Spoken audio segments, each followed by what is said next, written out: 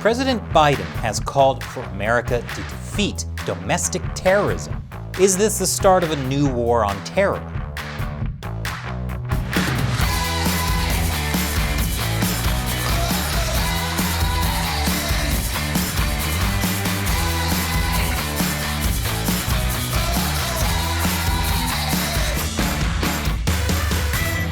Welcome to America Uncovered. I'm Chris Chappell. Please support the show by liking this episode and subscribing to America Uncovered on YouTube. In the wake of the Capitol riot 2 weeks ago, there's been a renewed spotlight on the issue of domestic terrorism. And President Biden even mentioned it in his inaugural address. And now, a rise of political extremism, white supremacy, domestic terrorism that we must confront and we will defeat. To overcome these challenges, to restore the soul and secure the future of America, requires so much more than words. It requires the most elusive of all things in a democracy: unity. Unity. Biden made several stirring calls for togetherness and unity in his speech. Unfortunately, virtually all Americans missed that message because we were too busy making Bernie Sanders memes. At least we were all doing it together. And within 24 hours, the Bernie sitting in a chair meme had become a Snapchat filter, a bobblehead, and an official Chairman Sanders sweater from Bernie himself, with all proceeds going to Meals on Wheels. Now that's a display of good old American ingenuity. What was I talking about again? All right, domestic terrorism. Yeah, I also wish I could just spend the rest of the episode showing you Bernie Sanders photoshopped next to puppies. Lots of puppies. But sadly, this is America Uncovered, and not Puppies Unleashed. So, Biden has vowed to defeat domestic terrorism. But the how is the hard part. Because, say it with me, it's complicated. First, there's the issue of how the term domestic terrorism has been politicized. Here's the definition of domestic terrorism according to the U.S. Penal Code. Domestic terrorism means activities that A, involve acts dangerous to human life that are a violation of the criminal laws of the United States or of any state, and B, appear to be intended to intimidate or coerce a civilian population, to influence the policy of a government by intimidation or coercion, or to affect the conduct of a government by mass destruction, assassination, or kidnapping. Now, as we learn more about how much of the Capitol riot was planned in advance, it does seem like this definition could apply to some of the people who stormed the Capitol. The Biden administration and the media have used the Capitol riot to highlight the threat of domestic terrorism, specifically the threat of white supremacist domestic terrorism. So a lot of the proposed government actions to fight domestic terrorism are tied to fighting white supremacy and far-right extremism. I'll explain what those actions are later in the episode. Now, white supremacist extremism is a legitimate concern, and that's something that the Trump administration said too. A report published by the Department of Homeland Security last year said that among domestic violent extremists, racially and ethnically motivated violent extremists, specifically white supremacist extremists, will remain the most persistent and lethal threat in the homeland. So both Republicans and Democrats agree that white supremacist extremists are a threat. But the Biden administration's focus on right-wing domestic terrorism is complicated by recent violence by left-wing extremists, like Antifa. On Inauguration Day, Antifa smashed the windows of the Portland Democratic Party headquarters and attacked a police officer. In Seattle, Antifa rioters damaged the nation's first Starbucks. Yes, I know that Starbucks is not equivalent to Capitol Hill. The people at Starbucks actually work for a living. But conservatives are accusing liberals of politicizing the issue by calling right-wing political violence domestic terrorism, but not left-wing political violence. And liberals are accusing conservatives of politicizing the issue by drawing false equivalence with last summer's racial protests. Is it a false equivalence? We'll see after the break. Welcome back. Is it fair to compare the right-wing violence at the U.S. Capitol with the left-wing violence in places like Portland? According to the New York Times, Republicans have argued that the attack was no worse than the rioting and looting in cities during the Black Lives Matter movement, often exaggerating the unrest last summer while minimizing a mob's attempt to overturn an election. I'm not sure that the Republicans exaggerating the unrest last summer is the problem here. The mainstream media's constant minimizing of the unrest last summer was so obvious that it became a meme. Maybe we should just communicate in memes from now on. But this argument over political violence seems to come down to whether you think that all political violence is bad, or whether you think that political violence can be justified if there's a good reason for it. And that's a slippery slope. There's another issue involving politicizing domestic terrorism. Many on the right are worried that the left aren't just going to target the Capitol rioters and actual right-wing extremists, but everyone on the right. The leaders of the Democratic Party have now decided that 74 million Trump voters weren't just wrong or misguided. They didn't simply back the wrong guy or have incorrect opinions or fail to see the obvious truths. No. The threat they pose is graver and more serious than that, more dangerous. These 74 million Trump voters are, in fact, terrorists. Yeah, that's an exaggeration. You won't find the leaders of the Democratic Party actually saying that all Trump voters are terrorists. That's why this Washington Post article says that Biden's targeting of racist extremism is being portrayed as an attack on the right itself by people on the right like Tucker Carlson. According to the Post, railing against the elites is just Tucker Carlson's shtick and a way to expand his power in conservative media. But the concern on the right is not based on nothing. As I showed in our episode about the Great Deplatforming, CNN analysts have called Trump a terrorist leader. Trump is the spiritual, but I will also say operational leader of this domestic terrorism effort. Others on CNN have called for conservative YouTubers and conservative cable channels like OANN and Newsmax to be deplatformed for radicalizing people. Now, you could call that CNN shtick and a way to expand their power in liberal media. But there are also articles like this one in the Washington Post about how mainstream conservative groups were responsible for organizing the rallies in Washington, D.C. that happened before the Capitol riot.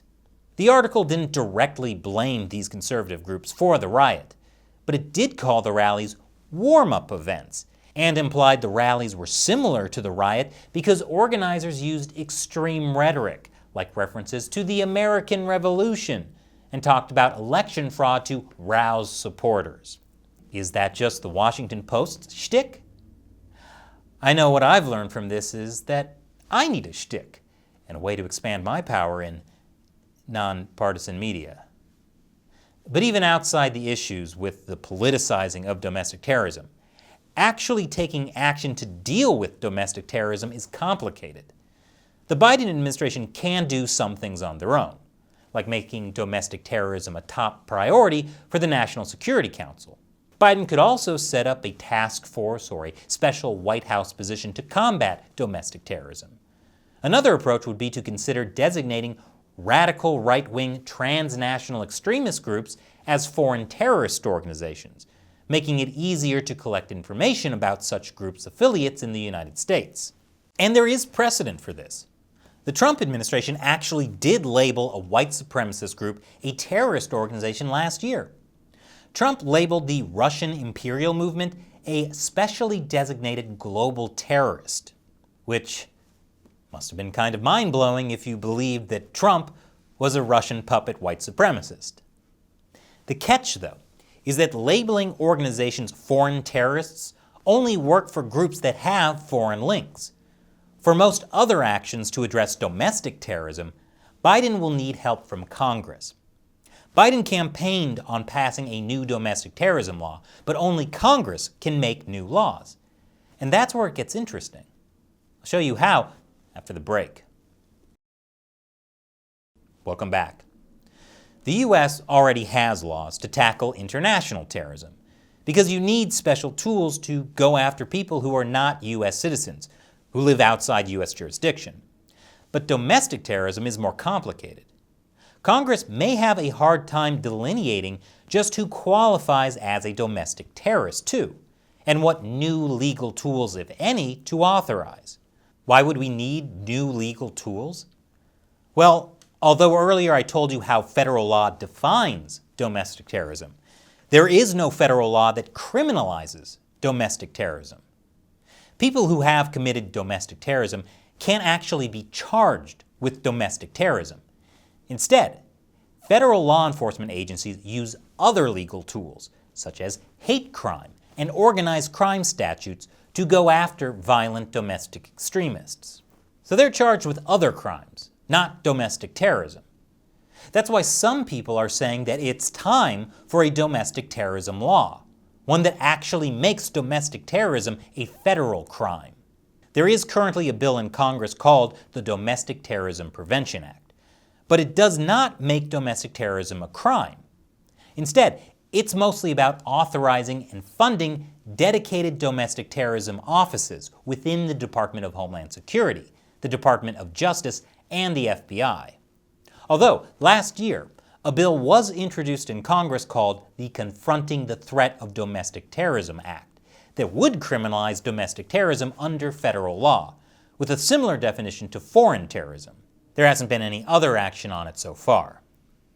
And then, there are some that think a domestic terrorism law might not go far enough.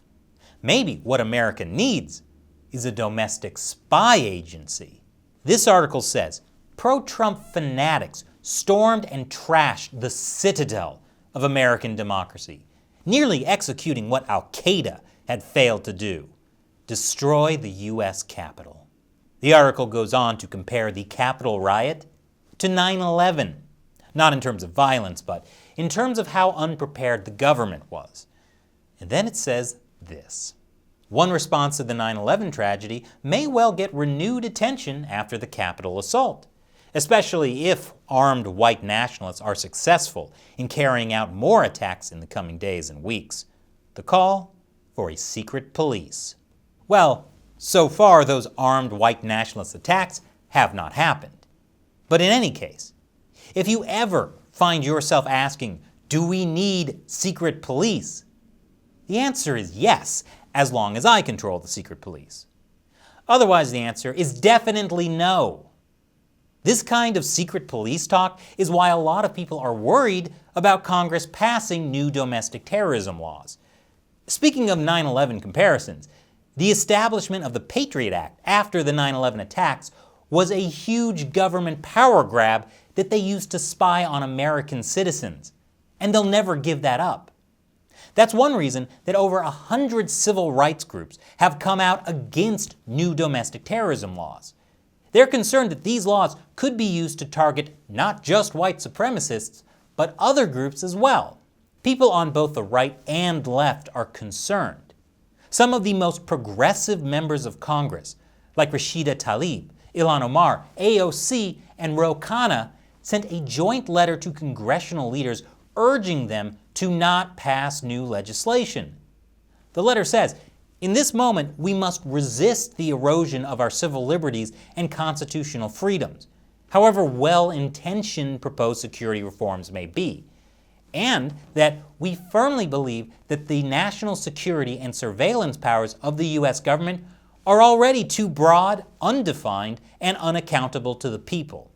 As a sign of how this issue crosses partisan lines, left-wing journalist Glenn Greenwald went on Tucker Carlson's show to warn against a new war on terror. And his message was that it's time for the right and left to unite. So how do we prevent this from happening? Any idea?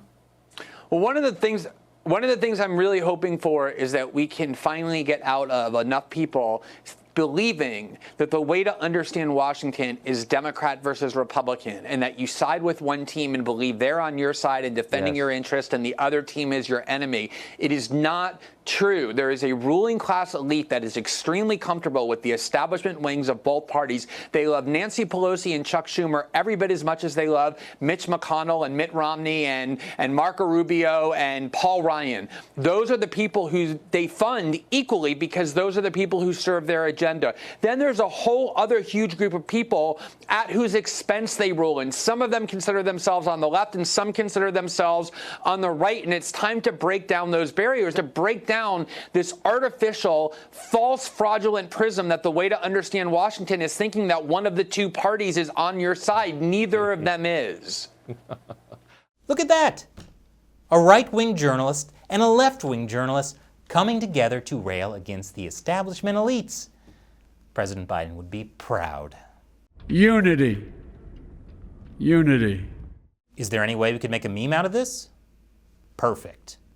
And finally, YouTube has been demonetizing a lot of our episodes this month because they're apparently too controversial. If you can, please support us on patreon.com/America Uncovered. Thanks for watching this episode of America Uncovered. What do you think President Biden and Congress should do about domestic terrorism? Let me know in the comments below.